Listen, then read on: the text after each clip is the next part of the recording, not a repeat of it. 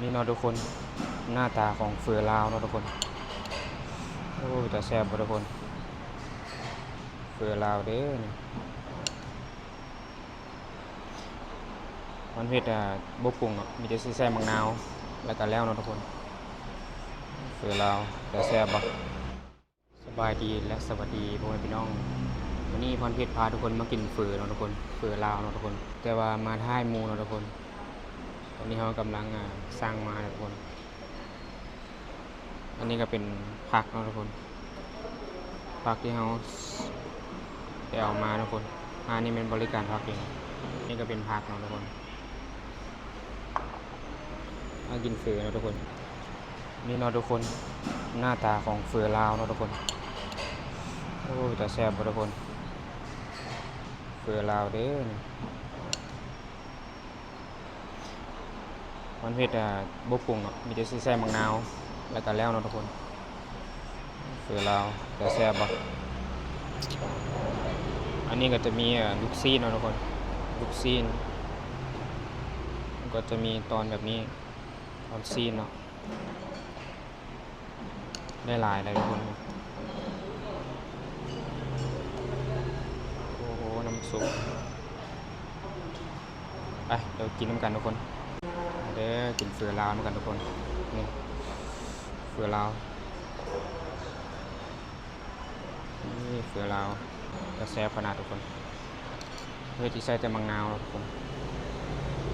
ใส่มะนาว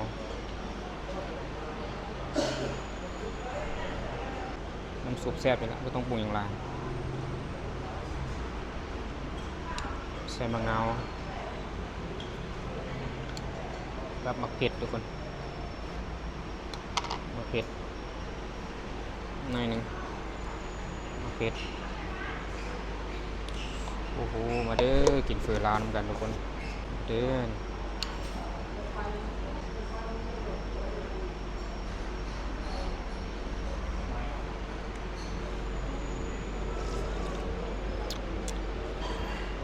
อา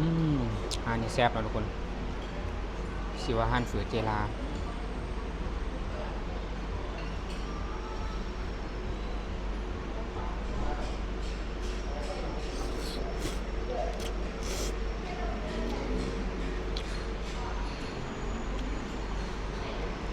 น้ำซุปอันนี้ผักกลับนะทุกคน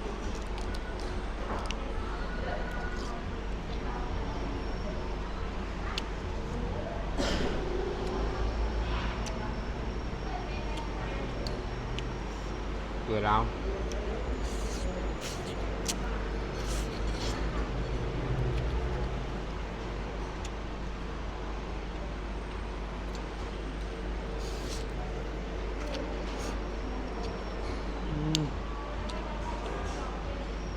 อันนี้ชิ้นหัว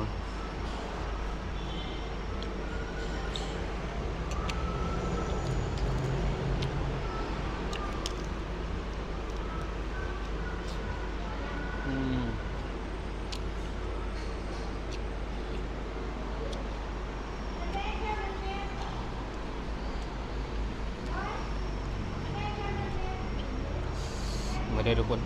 เส้นเฟือลาวนี่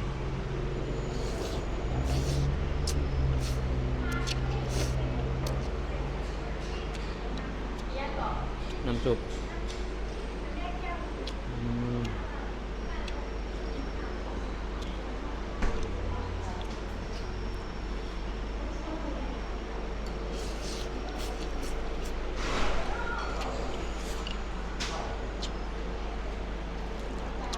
กับผัก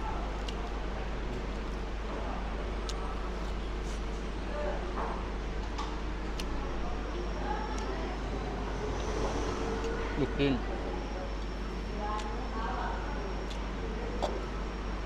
ครับ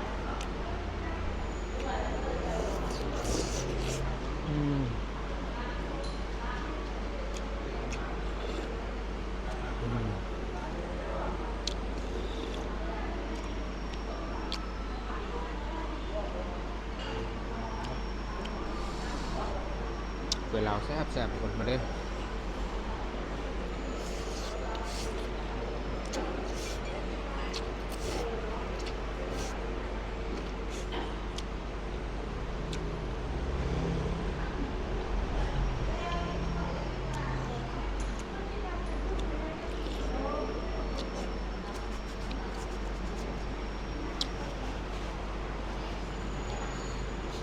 เฟือลาวหั่นเจ้าดังเนาะทุกคนหั่นเฟือเจลาเนาะมื้อนี้มา2:40 นาทีเนาะทุกคนยังได้กินอยู่เดลิมือมาบ่ได้กินละเบิดก่อนหั่นเฟือเจ้าดังมันซีนทุกคนนี่ชิ้นงัวชิ้นตุ่นเนื้อตุ่น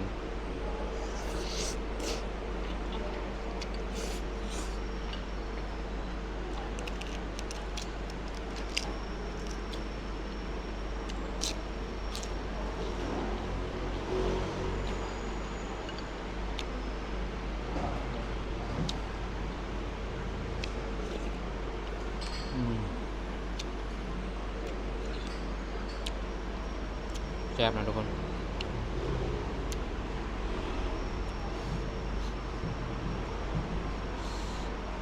มา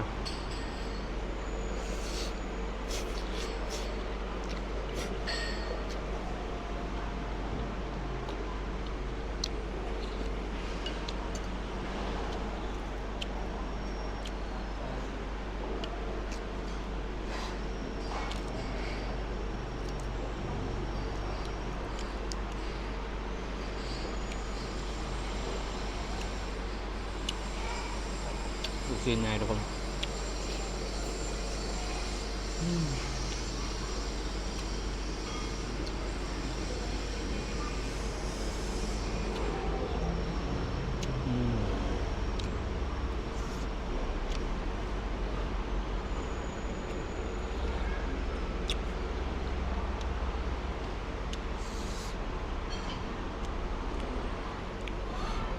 เฟือลาวอ่านเจ้าดังในเวียงจันทน์เนาะทุกคน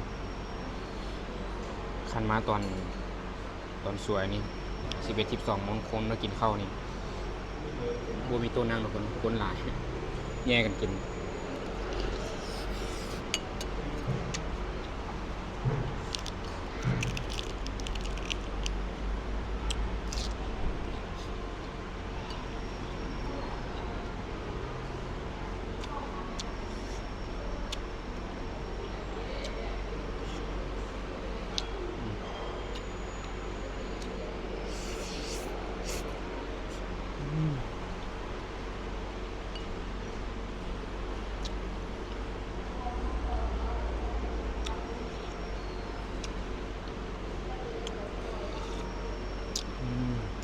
ทุกคน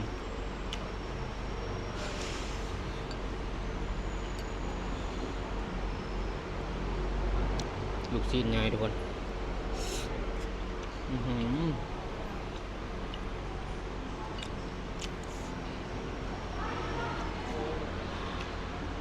มาเด้อกินเฟือลามกัน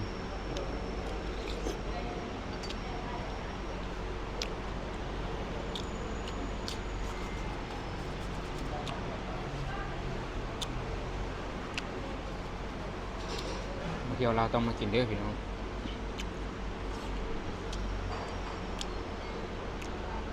อยู่นครหลวงเวียงจันทน์นี่ห้านเฟือหลายหลัง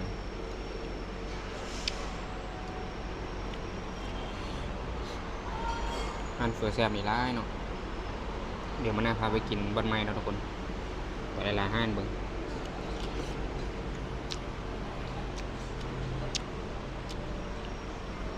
เขาเจ้าใส่มักเด่นนำเนาะทุกคนโดยมะเขือเทศ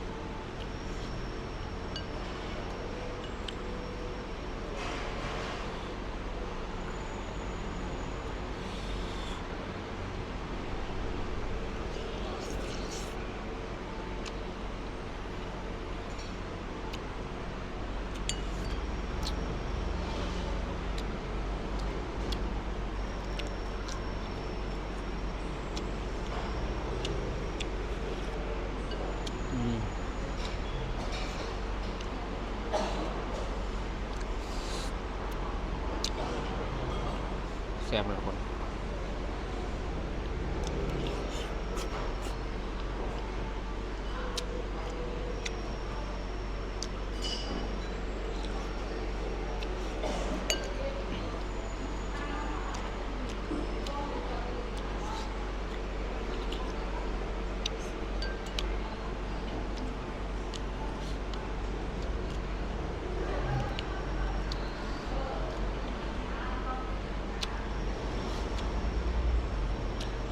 ำสุดท้ายทุกคน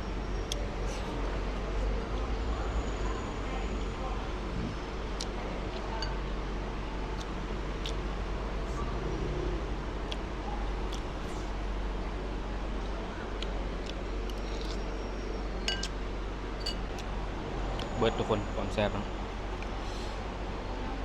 โอเคทุกคนวิดีโอนี้ผมเพชรกระพาทุกคนมากินฝือนะทุกคน